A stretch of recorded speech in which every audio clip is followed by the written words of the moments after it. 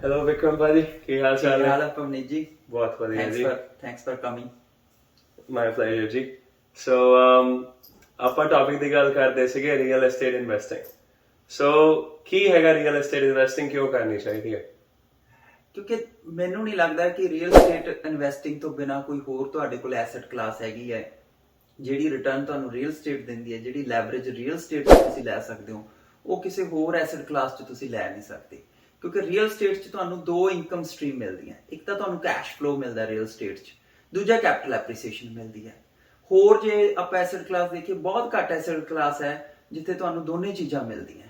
ਤੇ ਜਿਹੜੀ ਲੈਵਰੇਜ ਹੈਗੀ ਹੈ 1:5 ਦੀ, ਉਹ ਲੈਵਰੇਜ ਵੀ ਤੁਹਾਨੂੰ ਰੀਅਲ ਏਸਟੇਟ 'ਚ ਹੀ ਮਿਲਦੀ ਹੈ। ਇਸ ਗੱਲ ਨਾਲ ਮੈਂ ਵੀ ਬਹੁਤ ਐਗਰੀ ਕਰਦਾ। ਕਾਮਨ ਪੁਆਇੰਟ ਕਾਫੀ ਵਾਰੀ ਆਉਂਦਾ, ਮੈਨੂੰ ਪੁੱਛਦੇ ਕਿਉਂ ਰੀਅਲ ਐਸਟੇਟ। ਮੇਰਾ ਕਹਿਣਾ ਹੁੰਦਾ ਤੁਸੀਂ $1,00,000 ਆਪਣੇ ਕੋਲ, ਦੈਟਸ ਸਿੰਪਲ ਮੈਥ। $1,00,000 ਦੇ ਵਿੱਚ ਅਸੀਂ ਸਟਾਕ ਲੈਣ ਜਾਂਦੇ, $1,00,000 ਆਉਂਦਾ, ਤੁਹਾਡੀ ਐਪਰੀਸੀਏਸ਼ਨ ਹੋਣੀ ਹੈ $1,00,000। ਯੈਸ, ਬਟ ਉਹ ਵੀ ਆਪਣੀ ਜਗ੍ਹਾ ਕਿਸੇ ਤਰੀਕੇ ਡਿਫਰੈਂਟ ਹੈਗੇ ਆ। ਬਟ ਐਸੈਟ ਘਰ ਇੱਕ ਫਿਜ਼ੀਕਲ ਐਸੈਟ ਹੈ, ਆਪਾਂ ਕਿਸੇ ਦੀ ਹੈਲਪ ਕਰਦੇ ਆ, in a way rent out ਹੋ ਜਾਂਦਾ, ਕਿਸੇ ਦੇ ਸਿਰ ਉੱਤੇ ਛੱਤ ਹੁੰਦੀ ਹੈ। ਸੋ ਉਸ ਗੱਲੋਂ and leverage 1 to 5, ਆਪਣੀ $1,00,000 ਲਾ ਕੇ 5 ਲੱਖ ਤੇ, as you said. So on to you. Even ਅਸੀਂ ਪਿਛਲੇ ਵਾਰ ਜਦੋਂ ਵੀਡੀਓ ਰਿਕਾਰਡ ਕੀਤੀ ਨਾ, ਤਾਂ ਕਈ ਲੋਕਾਂ ਨੇ ਉੱਥੇ ਮੈਸੇਜ ਪਾਏ ਵੀ ਤੁਸੀਂ ਕਿਹਾ ਜੀ ਹੋਰ ਕਿਸੇ ਐਸੈਟ 'ਚ ਕੈਸ਼ ਫਲੋ ਨਹੀਂ ਹੁੰਦਾ ਤੇ ਮਿਊਚੁਅਲ ਫੰਡਸ ਡਿਵੀਡੈਂਡ ਦਿੰਦੇ ਆ, ਸ਼ੇਅਰਸ ਡਿਵੀਡੈਂਡ ਦਿੰਦੇ ਆ। ਨੋ ਡਾਊਟ ਡਿਵੀਡੈਂਡ ਦਿੰਦੇ ਆ, ਬਟ ਉਹ ਡਿਵੀਡੈਂਡ ਓਨਾ ਨਹੀਂ ਹੁੰਦਾ ਕਿਉਂਕਿ ਰੀਅਲ ਏਸਟੇਟ 'ਚ ਕੀ ਹੈ, ਚਲੋ ਪੋਜ਼ਿਟਿਵ ਕੈਸ਼ ਫਲੋ ਵੀ ਮਿਲ ਜਾਂਦਾ ਪ੍ਰਾਪਰਟੀਆਂ 'ਚ, ਤੁਹਾਨੂੰ ਐਟ ਪਾਰ ਕੈਸ਼ ਫਲੋ ਵੀ ਮਿਲ ਜਾਂਦਾ ਹੈ, ਠੀਕ ਹੈ ਨਾ। ਜੇ ਐਟ ਪਾਰ ਕੈਸ਼ ਫਲੋ ਵੀ ਹੈ, somebody else is paying your mortgage, you are getting a money into your principal, top of that you are getting appreciation। ਦੋ ਚੀਜ਼ਾਂ ਤੁਹਾਨੂੰ ਕਿੱਥੇ ਮਿਲਣੀਆਂ? ਨਹੀਂ ਮਿਲਣੀਆਂ। ਹਾਲਾਂਕਿ ਕੋਈ ਇਹ ਨਹੀਂ ਮੈਂ ਮਿਊਚੁਅਲ ਫੰਡ ਇਨਵੈਸਟਿੰਗ ਨਹੀਂ ਕਰਦਾ, ਮੈਂ ਕਰਦਾ, ਠੀਕ ਹੈ। ਕਈ ਲੋਕ ਕਹਿੰਦੇ ਜੀ stocks is too concentrated, it's not everybody's cup of tea, ਠੀਕ ਹੈ। ਦੂਸਰੀ, ਇੱਕ ਆਮ ਜਿਹੜਾ ਇਨਸਾਨ ਹੈ ਉਹਦੇ ਕੋਲ ਇੰਨੀ ਨੌਲੇਜ ਨਹੀਂ ਹੈਗੀ, ਇੰਨੀ ਐਕਸਪਰਟਿਜ਼ ਨਹੀਂ ਹੈਗੀ ਕਿ ਉਹ ਬੰਦਾ ਸਟਾਕਸ 'ਚ ਜਾ ਸਕੇ, ਡੈਰੀਵੇਟਿਵਸ 'ਚ ਜਾ ਸਕੇ, ETFs 'ਚ ਜਾ ਸਕੇ। ਤੇ ਇਸ ਕਰਕੇ ਇੱਕ ਲੇਮੈਨ ਕੋਲੇ ਲੈ ਦੇ ਕੇ ਆ ਜਿਹੜਾ, ਉਹ ਰੀਅਲ ਏਸਟੇਟ ਹੀ ਰਹਿ ਜਾਂਦਾ ਹੈ। ਉਹ ਡਿਪੈਂਡ ਕਰਦਾ ਉਹਦੀ ਐਕਸਪਰਟਿਜ਼ ਤੇ, ਉਹਦੀ ਰਿਸਕ ਐਪੀਟਾਈਟ ਤੇ, ਉਹਦੀ ਕੈਪੀਟਲ ਤੇ, ਕਿ ਉਹਨੇ ਰੈਜ਼ੀਡੈਂਸ਼ੀਅਲ 'ਚ ਜਾਣਾ ਹੈ, ਕਮਰਸ਼ੀਅਲ 'ਚ ਜਾਣਾ ਹੈ, ਮਲਟੀ ਫੈਮਿਲੀ 'ਚ ਜਾਣਾ ਹੈ, ਪਲਾਜ਼ਾਸ 'ਚ ਜਾਣਾ ਹੈ। ਉਹ ਇੱਕ ਵੱਖਰੀ ਗੱਲ ਹੈ। ਰੀਅਲ ਏਸਟੇਟ ਬਹੁਤ ਵੱਡੀ ਹੈ। ਰੀਅਲ ਏਸਟੇਟ ਹਰ ਛੋਟੀ ਚੀਜ਼ ਤੋਂ ਲੈ ਕੇ ਵੱਡੀ ਚੀਜ਼ ਹੈ ਜਿਹੜੀ, ਉਹ ਰੀਅਲ ਏਸਟੇਟ ਹੈਗੀ ਆ। ਹਰ ਬੰਦੇ ਦੀ ਐਪੀਟਾਈਟ ਹੈ। ਪਰ ਇੱਕ ਆਮ ਇਨਸਾਨ ਹੈ ਜਿਹੜਾ, ਉਹ ਇੱਕ ਘਰ ਤੋਂ 2 ਘਰ ਤੋਂ 3 ਘਰ ਕਮ ਸੇ ਕਮ ਉਹ ਇੰਨਾ ਕੁ ਰੀਅਲ ਏਸਟੇਟ ਤਾਂ ਲੈ ਹੀ ਸਕਦਾ ਹੈ। ਇੱਕ ਵੈਸੇ ਇਹਦੇ 'ਚ ਤੁਸੀਂ ਕਾਫੀ ਗੱਲਾਂ ਕੀਤੀਆਂ, ਇਹਦੇ ਵਿੱਚ ਮੈਂ ਇੱਕ ਹੋਰ ਗੱਲ ਐਡ ਕਰਨੀ ਚਾਹੂੰਗਾ। ਅਸੀਂ ਸਾਰੇ ਕਾਫੀ ਲੋਕੀ ਜਿਵੇਂ ਬੈਂਕ 'ਚ ਪੈਸੇ ਰੱਖਦੇ ਆ, ਹੈ ਨਾ, ਸਾਨੂੰ ਮਿਨੀਮਲ ਇੰਟਰਸਟ ਮਿਲਦਾ। ਇੰਡੀਆ 'ਚ ਫਿਰ ਵੀ ਚਲੋ FDਆਂ ਨਾਲ ਵਧੀਆ ਮਿਲ ਜਾਂਦਾ, ਇੱਥੇ FDs ਨਾਲ ਵੀ ਉਹਨਾਂ ਨੇ ਮਿਲਦਾ। ਬੈਂਕਸ ਜਿਹੜੇ ਹੁੰਦੇ ਆ, ਇਹ ਸਾਡੇ ਪੈਸੇ ਆਪਣੇ ਬੈਂਕ 'ਚ ਰੱਖ ਕੇ, ਠੀਕ ਹੈ, ਉਹ ਆਪਣੇ ਕੋਲ ਰੱਖਦੇ ਨਹੀਂ ਆ, ਲੋਕਾਂ ਨੂੰ ਮੌਰਗੇਜ ਦੇ ਤੌਰ ਤੇ ਦੇ ਕੇ ਉੱਤੇ ਇੰਟਰਸਟ ਚਾਰਜ ਕਰਦੇ ਹੁੰਦੇ ਆ।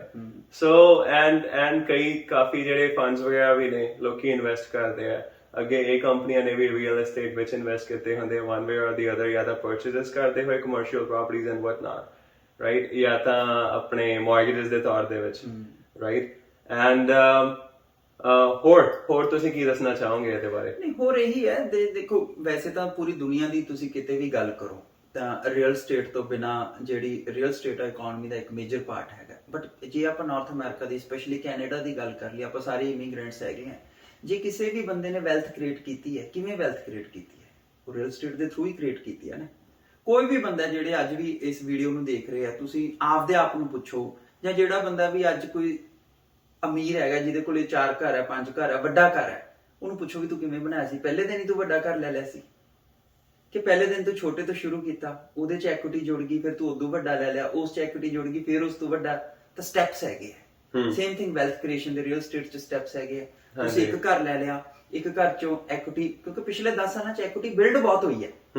ਜਿਵੇਂ ਆਪਾਂ ਉਸ ਦਿਨ ਗੱਲ ਕਰਦੇ ਸੀਗੇ, 200% ਦੀ ਰਿਟਰਨ ਆਈ ਹੈ ਪਿਛਲੇ 10 ਸਾਲਾਂ 'ਚ ਔਨ ਐਵਰੇਜ, ਮਤਲਬ 180% ਤੋਂ ਕਹਿ ਕੇ 200%, ਤਾਂ 18 ਤੋਂ 20% ਦੀ ਤੁਹਾਡੀ ਔਨ ਐਵਰੇਜ ਸਾਲ ਦੀ ਰਿਟਰਨ ਹੋ ਗਈ 10 ਸਾਲਾਂ 'ਚ ਜੇ ਆਪਾਂ ਦੇਖੀਏ। ਤਾਂ ਉਹਦਾ ਮਤਲਬ ਕੀ ਬਣ ਗਿਆ?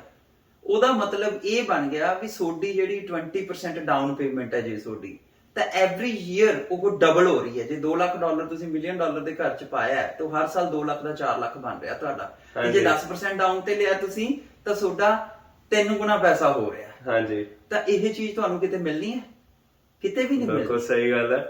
ਤੇ ਨਾਲ ਅਸੀਂ ਆ ਵੀ ਐਡ ਕਰ ਦਿੰਦੇ ਆ, ਸਾਡਾ ਸੋਰਸ ਕੀ ਸੀਗਾ, ਅਸੀਂ ਹਾਊਸ ਸਿਗਮਾ ਤੇ ਮਲਟੀਪਲ ਘਰ ਦੇਖੇ ਸੀਗੇ ਬ੍ਰੈਂਪਟਨ ਦੇ ਵਿੱਚ। ਕਿਤੇ ਵੀ ਦੇਖ ਲੈਣ ਉਹਦਾ ਨੰਬਰ ਦੇਖੋ, ਆਪਾਂ ਆਪਣੇ ਕੋਲੋਂ ਥੋੜੀ ਬਣਾ ਰਹੇ ਹਾਂ। ਹਾਂਜੀ। ਯੂ ਗੋ ਐਨੀਵੇਅਰ, ਠੀਕ ਹੈ। ਆਪਾਂ ਜਿਹੜੇ ਪਬਲਿਕਲੀ ਨੰਬਰ ਅਵੇਲੇਬਲ ਹੈਗੇ, we are talking about those things. But ਇੱਕ ਵਾਰੀ ਸਰਪ੍ਰਾਈਜ਼ ਜਿਹਦੇ ਨਾਲ ਵੀ ਗੱਲ ਕਰੋ ਉਹਨੂੰ ਜ਼ਰੂਰ ਹੁੰਦਾ ਪਰ ਜਿਹੜੇ ਲੋਕ ਦੇਖੋ, ਰੀਅਲ ਸਟੇਟ ਮਾਰਕੀਟ ਹੈ ਜਿਹੜੀ, that is a data driven. ਬਿਲਕੁਲ, ਇਹ ਕੋਈ ਸੁਪਨਾ ਤਾਂ ਹੈ ਨਹੀਂ ਵੀ ਮੈਨੂੰ ਰਾਤ ਨੂੰ ਸੁਪਨਾ ਆਇਆ ਜੇ ਤੁਸੀਂ ਘਰ ਲੈ ਲਓ। No, how we make decisions, this is a market, and especially North America the market ਦੀ ਗੱਲ ਕਰੀਏ, ਇਹ ਆਰਗੇਨਾਈਜ਼ਡ ਮਾਰਕੀਟ ਹੈ। ਕੋਈ ਆਪਣੇ ਸਾਊਥ ਏਸ਼ੀਅਨ ਕੰਟਰੀਆਂ ਵਾਂਗੂ ਅਨਆਰਗੇਨਾਈਜ਼ਡ ਤਾਂ ਹੈ ਨਹੀਂ। ਇੱਥੇ ਤਾਂ ਹਰ ਚੀਜ਼ ਇੱਕ ਨੰਬਰ 'ਚ ਹੋਣੀ ਹੈ। ਤੁਹਾਡਾ ਹਰ ਚੀਜ਼ ਦਾ ਰੈਕੋਰਡ ਹੈ, ਤੁਹਾਨੂੰ ਪਤਾ ਕਿੰਨੇ ਘਰ ਵਿਕੇ, ਕਿੰਨੇ ਦਾ ਘਰ ਲਿਸਟ ਹੋਇਆ, ਕੀ ਮੀਡੀਅਨ ਪ੍ਰਾਈਸ ਹੈ, ਤੇ you we go by the numbers. ਕੋਈ ਜਜਮੈਂਟ ਥੋੜੀ ਹੈ ਕਿ ਇਸ 'ਚ। ਇਹਦੇ ਚ ਤੁਸੀਂ ਐਕਚੁਅਲੀ ਬੜੀ ਸਿਆਣੀ ਗੱਲ ਕੀਤੀ ਹੈ। It goes by the numbers and real estate specially when ਅਸੀਂ ਆਪਣਾ ਘਰ ਲੈਣ ਜਾਈਏ, ਕਾਫੀ ਵਾਰੀ ਇਮੋਸ਼ਨ ਡਰਿਵਨ ਹੋ ਜਾਂਦੇ ਆ। ਸੋ ਉਹ ਬੰਦੇ ਨੂੰ ਬਹੁਤ ਧਿਆਨ ਰੱਖਣਾ ਚਾਹੀਦਾ ਹੈ ਕਿ ਨੰਬਰਸ ਇੱਕ ਵਾਰੀ ਦੇਖੋ, ਬਿਕਾਜ਼ ਸਪੈਸ਼ਲੀ ਪਹਿਲਾ ਘਰ ਤੁਸੀਂ ਪਹਿਲੀ ਗੱਲ ਤਾਂ ਲੈ ਲਿਆ, ਰੱਬ ਦੀ ਕਿਰਪਾ ਹੁੰਦੀ ਹੈ ਕਿ ਇੱਕ ਤੁਹਾਡੀ ਲਾਈਫ ਵਧੀਆ ਹੁਣ ਸ਼ੁਰੂ ਹੋ ਗਈ ਹੈ, ਰਾਈਟ। ਰੈਂਟ ਤੋਂ ਨਿਕਲ ਕੇ ਤੁਸੀਂ ਇੱਥੇ ਆ, ਨਾਲ ਇਕਵਿਟੀ ਬਣਨੀ ਹੈ, ਰਾਈਟ। ਬਟ ਉਸ ਟਾਈਮ ਕਈ ਲੋਕੀ ਇਮੋਸ਼ਨਲ ਹੋ ਜਾਂਦੇ ਆ। ਹੁਣ ਕਈ ਵਾਰੀ ਕਿੰਨਾ ਲੋਕਾਂ ਨੂੰ ਸਮਝਾਓ ਕਿ ਯੂ ਨੋ ਵਟ, ਆ ਹਾਊਸ ਖਾਲੀ ਰੈਨੋਵੇਟਡ, ਹੁਣ ਜਿਹੜੀ ਹਾਈਐਸਟ ਡਿਮਾਂਡ 'ਚ ਚੀਜ਼ ਹੈ, ਜਿਵੇਂ everybody wants, you know, like the ready to go property, ਵੀ ਹਾਂਜੀ ਤਿਆਰ ਹੈ, ਉਹਨਾਂ ਨੂੰ ਉਹ ਗੱਲ ਸਮਝਾਓ ਕਈ ਵਾਰੀ, ਐਂਡ ਹਰ ਇੱਕ ਦੀ ਰਿਕੁਆਇਰਮੈਂਟ ਆਪਣੀ ਹੁੰਦੀ ਹੈ। ਬਟ ਆਪਣੇ ਲੋਕੀ ਸਪੈਸ਼ਲੀ ਮੈਂ ਦੇਖਿਆ ਇਹ ਗੱਲ ਨਹੀਂ ਇੰਨੀ ਸਮਝਦੇ ਵੀ ਪ੍ਰਾਪਰਟੀ ਲੈ ਕੇ ਐਡ। ਥੋੜੀ ਜਿਹੀ ਗੱਲ ਐਡ ਕਰਨੀ, ਐਕਚੁਅਲੀ ਲੋਕ ਹੈ ਨਾ ਜਿਹੜੇ majority people, they take decisions by emotions, yes, not by information, not by stats, not by facts. ਤਾਂ ਲੋਕ ਹੈ ਜਿਹੜੇ ਡਿਸੀਜਨ ਨਾ ਉਹ ਇਮੋਸ਼ਨਸ ਨਾਲ ਲੈਂਦੇ ਆ। majority of people, as you said, facts ਨਾਲ ਨਹੀਂ ਲੈਂਦੇ। ਹੁਣ ਤੁਸੀਂ ਦੇਖਿਆ ਹੋਊਗਾ ਆਮ ਤੌਰ ਤੇ ਕੀ ਹੁੰਦਾ ਹੈ, ਲੋਕ ਕਦੋਂ ਖਰੀਦਦੇ ਆ, ਜਦੋਂ ਮਾਰਕੀਟ 'ਚ ਪੂਰਾ ਰੌਲਾ ਪੈ ਰਿਹਾ ਹੁੰਦਾ ਜੀ, ਰੀਅਲ ਸਟੇਟ ਪਰ ਇੰਨੇ ਦੇ ਹੋ ਗਏ, ਬੜੀ ਤੇਜ਼ੀ ਆ ਗਈ, ਸਾਰੇ ਲੋਕ ਵੇਖੋ ਉਦੋਂ ਖਰੀਦਣ ਭੱਜ ਲੈਂਦੇ ਆ। ਕੀ ਉਹ ਟਾਈਮ ਖਰੀਦਣ ਦਾ? ਇੱਕ ਇੰਟੈਲੀਜੈਂਟ ਇਨਵੈਸਟਰ ਵਾਸਤੇ ਕੀ ਉਹ ਟਾਈਮ ਖਰੀਦਣ ਦਾ? ਉਹ ਟਾਈਮ ਵੇਚਣ ਦਾ, ਜਦੋਂ ਮਾਰਕੀਟ ਅਪ ਹੈ, ਜਦੋਂ ਚੀਜ਼ ਹਾਈ ਡਿਮਾਂਡ 'ਚ ਹੈਗੀ ਆ ਉਹ ਵੇਚੀਏ। ਹਾਂ, ਤਾਂ ਖਰੀਦਣ ਦਾ ਟਾਈਮ ਕਦੋਂ ਹੈ? ਅੱਜ ਹੈ। ਅੱਜ ਜੇ ਤੁਸੀਂ ਕਿਸੇ ਨੂੰ ਕਹਿੰਦੇ ਹੋ, ਲੋਕਾਂ ਨੂੰ ਇਹ ਲੱਗਦਾ ਵੀ ਜਦੋਂ ਮਾਰਕੀਟ ਡਾਊਨ ਹੁੰਦੀ ਹੈ ਵੀ ਪਤਾ ਨਹੀਂ ਇਹ ਤਾਂ ਮਾਰਕੀਟ ਮਿੱਟੀ ਹੋ ਜਾਣੀ ਹੈ, ਇਹ ਤਾਂ ਲੈਣੀ ਨਹੀਂ ਘਰ ਕਿਸੇ ਨੇ।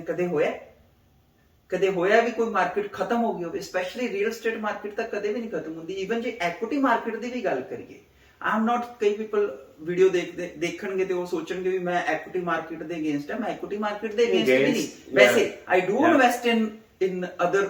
ਬਹੁਤ ਵਧੀਆ ਚੀਜ਼ ਹੈ ਆਪਣੇ ਤਰੀਕੇ। ਐਕੁਇਟੀ ਦੀ ਵੀ ਜੇ ਆਪਾਂ ਗੱਲ ਕਰੀਏ, ਤੁਸੀਂ ਕੋਈ ਵੀ ਬਿਗ ਫਾਲ ਡਾਊਨ ਦੇਖ ਲਓ ਮਾਰਕੀਟ 'ਚ, ਤੁਸੀਂ ਦੇਖੋਗੇ within a month market back ਆਈ ਹੈ, ਵਿਦਿਨ ਅ ਈਅਰ ਉਸ ਨੈਕਸਟ ਈਅਰ 'ਚ ਡਿੱਗਣ ਤੋਂ ਬਾਅਦ ਨੈਕਸਟ ਈਅਰ 'ਚ ਮਾਰਕੀਟ ਨੇ ਜ਼ਿਆਦਾ ਰਿਟਰਨਸ ਦਿੱਤੀਆਂ ਹਮੇਸ਼ਾ।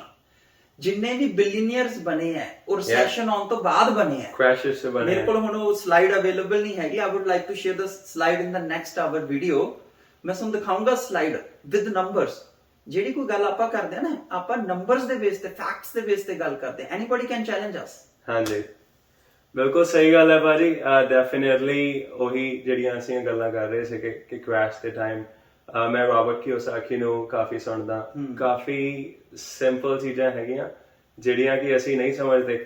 ਹੁਣ ਬੰਦਾ ਕਹਿੰਦਾ ਕਿ ਹਾਂਜੀ ਡੀਲ ਕਿੱਦਾਂ ਫਾਈਂਡ ਕਰਨੀ ਹੈ, ਕਹਿੰਦਾ ਇੱਕ ਇੰਟਰਸੈਕਸ਼ਨ ਹੈ, ਜੇ 3 ਕੋਨਿਆਂ ਤੇ ਆਫਿਸ ਬਿਲਡਿੰਗ ਹੈ, ਠੀਕ ਹੈ, ਤੇ ਇੱਕ ਕੋਨੇ ਤੇ ਘਰ ਬਣਿਆ ਹੋਇਆ, ਇਟ ਮੀਨਸ ਜ਼ੋਨਿੰਗ ਉਹਦੀ ਵੀ ਆਫਿਸ ਬਿਲਡਿੰਗ ਦੀ ਹੈ, ਬਾਏ ਦੈਟ, ਐਂਡ ਉਹਦੀ ਆਟੋਮੈਟਿਕਲੀ ਵੈਲਿਊ ਵੈਸੇ ਅਪ ਹੋ ਜਾਂਦੀ ਹੈ, ਠੀਕ ਹੈ। ਸੋ ਚੀਜ਼ਾਂ ਨਿੱਕੀਆਂ ਨਹੀਂ, ਚਲੋ ਰਾਬਰਟ ਕਿਓਸਾਕੀ ਤਾਂ ਫਿਰ ਵੀ ਆਹ ਬਿਲਡਿੰਗ ਵਾਲੀ, ਇਹ ਆਮ ਇਨਸਾਨ ਦੀ ਗੱਲ ਨਹੀਂ ਹੈ। ਆਪਾਂ ਡਿਵੈਲਪਮੈਂਟ 'ਚ ਵੀ ਹੈਗੇ ਆ, ਆਪਾਂ ਇੱਕ ਆਮ ਇਨਸਾਨ ਵਾਲੀ ਗੱਲ ਕਰੀਏ।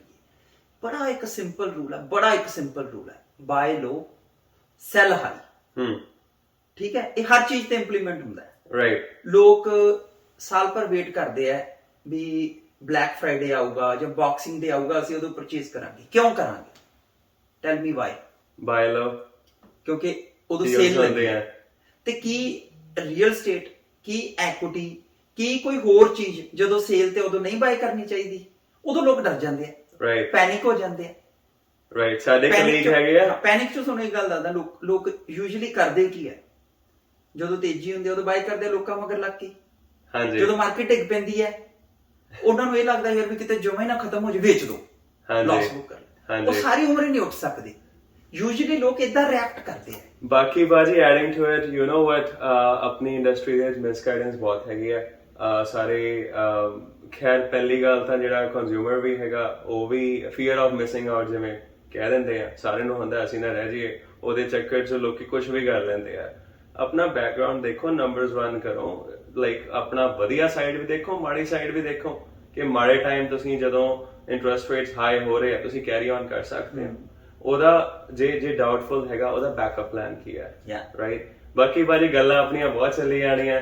ਜੇ ਅਸੀਂ ਜੇ ਲਾਸਟ 1 ਮਿੰਟ 'ਚ ਅਸੀਂ ਰੈਪ ਅਪ ਕਰਨਾ ਹੋਏ ਰੀਅਲ ਏਸਟੇਟ ਇਨਵੈਸਟਿੰਗ ਦਾ, ਹਲੇ ਫਿਲਹਾਲ ਲਈ ਟੌਪਿਕ ਬਹੁਤ ਲੰਬਾ ਟੌਪਿਕ ਹੈ, ਤੁਸੀਂ ਕੀ ਕਹਿਣਾ ਚਾਹੋਗੇ? ਮੈਂ ਇੰਨਾ ਹੀ ਕਹਿਣਾ ਚਾਹੁੰਦਾ ਹਾਂ ਕਿ respect real estate, learn real estate, study real estate, study investing ਦੇ ਰੂਲਸ ਕੀ ਹੈ, ਰੈਗੂਲੇਸ਼ਨ ਕੀ ਹੈ। ਜੇ ਤੁਸੀਂ ਕੋਈ ਰੀਅਲ ਸਟੇਟ ਬਾਏ ਕਰਨ ਜਾਂਦੇ ਹੋ, ਕਿਸ ਤਰ੍ਹਾਂ ਦਾ ਰੀਅਲ ਸਟੇਟ ਤੁਹਾਨੂੰ ਬਾਏ ਕਰਨਾ ਚਾਹੀਦਾ ਹੈ, ਕਿਸ ਤਰ੍ਹਾਂ ਦੀ ਰਿਟਰਨ ਤੁਸੀਂ ਦੇਖ ਰਹੇ ਹੋ, ਕਿਸ ਤਰ੍ਹਾਂ ਦਾ ਤੁਹਾਡਾ ਕੈਸ਼ ਫਲੋ ਹੈਗਾ, ਫਾਲ ਆਊਟ ਪਲਾਨ ਹੈ ਜਿਹੜਾ ਉਹ ਆਲਵੇਜ਼, ਤੁਸੀਂ ਫਾਲ ਬੈਕ ਪਲਾਨ ਹੈ ਜਿਹੜਾ ਉਹ ਤੁਹਾਨੂੰ ਆਲਵੇਜ਼ ਰੈਡੀ ਹੋਣਾ ਚਾਹੀਦਾ ਹੈ। Don't invest up to last penny, always keep something in buffer. ਉਹਦਾ ਮਤਲਬ ਇਹ ਨਹੀਂ ਕਿ ਕੋਈ ਤੁਸੀਂ ਆਪਣਾ ਪੈਸਾ ਰੱਖਣਾ ਹੈ, whether you have equity line of credit, whether you have something else, but still you have something at the back. Don't invest all your money. So ਇਹੀ ਮੈਂ ਕਹਿਣਾ ਚਾਹੁੰਦਾ। ਤੇ ਇਹਦੇ ਵਿੱਚ ਮੈਂ ਵੀ ਇੱਕ ਗੱਲ ਐਡ ਕਰੂੰਗਾ ਭਾਜੀ, ਥੋੜਾ ਜਿਹਾ ਮਾਈਂਡਸੈਟ ਬ੍ਰੌਡ ਰੱਖ ਕੇ ਯੂ نو ਉਹ ਪ੍ਰਾਪਰਟੀਆਂ ਵੀ ਦੇਖੀ ਜਾਣ ਜਿਹੜੀ ਕਿ ਲੰਬੇ ਟਾਈਮ ਕੈਰੀ ਓਵਰ ਹੋ ਸਕਦੀਆਂ, ਜਿਹੜਾ ਆਪਣਾ ਖਰਚਾ ਆਪਣੇ ਆਪ ਚੱਕ ਰਹੀ ਹੈ, ਕੈਸ਼ ਫਲੋ ਉਹ ਤਾਂ ਇਕੁਇਟੀ ਦੇ ਨਾਲ ਪ੍ਰਾਪਰਟੀ ਦੇਖਣੀ ਉਹ ਹੈ। ਮੈਂ ਇਨਵੈਸਟਮੈਂਟ ਵਾਸਤੇ negative cash flow property recommend ਹੀ ਨਹੀਂ ਕਰਦਾ। Never ever। ਆਪਣੇ ਲੋਕੀ ਜ਼ਿਆਦਾ ਨਹੀਂ ਦੇਖਦੇ, ਇੰਨੀ ਗੱਲ ਐਗਰੀ ਕਰੋਗੇ? ਮੈਂ ਕਦੇ ਨਹੀਂ ਲੈਂਦਾ, ਨਾ ਮੈਂ ਕਿਸੇ ਨੂੰ ਰਿਕਮੈਂਡ ਕਰਦਾ। ਹਾਂਜੀ, ਬਹੁਤ ਵਧੀਆ ਗੱਲ ਹੈ। ਹਰ ਇਨਵੈਸਟਮੈਂਟ ਹੈ ਜਿਹੜਾ ਉਹਦਾ ਗੋਲ ਹੈ, ਹਾਂਜੀ ਠੀਕ ਹੈ ਨਾ। ਤੇ negative cash flow property carry ਕਰਨੀ ਬਹੁਤ ਮੁਸ਼ਕਿਲ ਹੋ ਜਾਂਦੀ ਹੈ, ਹਾਂਜੀ ਠੀਕ ਹੈ। ਜੇ ਕੋਈ ਬੰਦਾ ਕਹਿੰਦਾ ਵੀ ਠੀਕ ਹੈ ਮੇਰੇ ਕੋਲ ਐਨਫ ਫੰਡਸ ਹੈਗੇ ਆ, ਮੇਰਾ ਮੇਨ ਮੋਟਿਵ ਹੀ ਕੈਪੀਟਲ ਐਪਰੀਸੀਏਸ਼ਨ ਹੈਗੀ ਹੈ, then it's a different thing. But ਜੇ ਕੋਈ ਇੱਕ ਲੇਮੈਨ ਇਨਵੈਸਟਰ ਆਉਂਦਾ, ਮੈਂ ਉਹਨੂੰ ਕਦੇ ਨਹੀਂ ਕਹੂੰਗਾ ਵੀ ਤੂੰ 네ਗੇਟਿਵ ਕੈਸ਼ ਫਲੋ ਦੀ ਪ੍ਰਾਪਰਟੀ ਵਾਸਤੇ ਜਾ। ਵੈਰੀ ਗੁੱਡ ਭਾਜੀ, ਸੋ ਵੈਰੀ ਗੁੱਡ ਇਨਫੋਰਮੇਸ਼ਨ। ਇਹਦੇ ਚ ਅਸੀਂ ਨਾਲ ਜਿਹੜੇ ਵਿਊਅਰਸ ਨੇ, ਜੇ ਪਲੀਜ਼ ਤੁਹਾਨੂੰ 1% ਵੀ ਵੈਲਿਊ ਮਿਲੀ ਹੈ ਤੇ ਤੁਸੀਂ ਚਾਹੁੰਦੇ ਹੋ ਬਈ ਅਸੀਂ ਅੱਗੇ ਵੀ ਕੰਟੈਂਟ ਪ੍ਰੋਡਿਊਸ ਕਰੀਏ, ਥੋੜੀ ਮੋਟੀਵੇਸ਼ਨ ਸਾਨੂੰ ਵੀ ਦਿਓ ਜੀ, ਲਾਈਕ ਕਰ ਦਿਓ ਪਲੀਜ਼, ਕਮੈਂਟ ਕਰ ਦਿਓ ਤੇ ਸਬਸਕ੍ਰਾਈਬ ਕਰੋ। And yeah, keep supporting us. God bless you guys. Thank you so much. Thank you Pamnit. Thank you Vikram ji. ਸਰੋਤਿਆਂ ਦੇ ਰੂਬਰੂ ਕਰਾਉਣ ਵਾਸਤੇ ਐਂਡ ਸਾਰਿਆਂ ਨੂੰ ਵੀ ਪਿਆਰ ਭਰੀ ਸਤਿ ਸ੍ਰੀ ਅਕਾਲ, ਨਮਸਕਾਰ, ਆਦਾਬ। Thank you.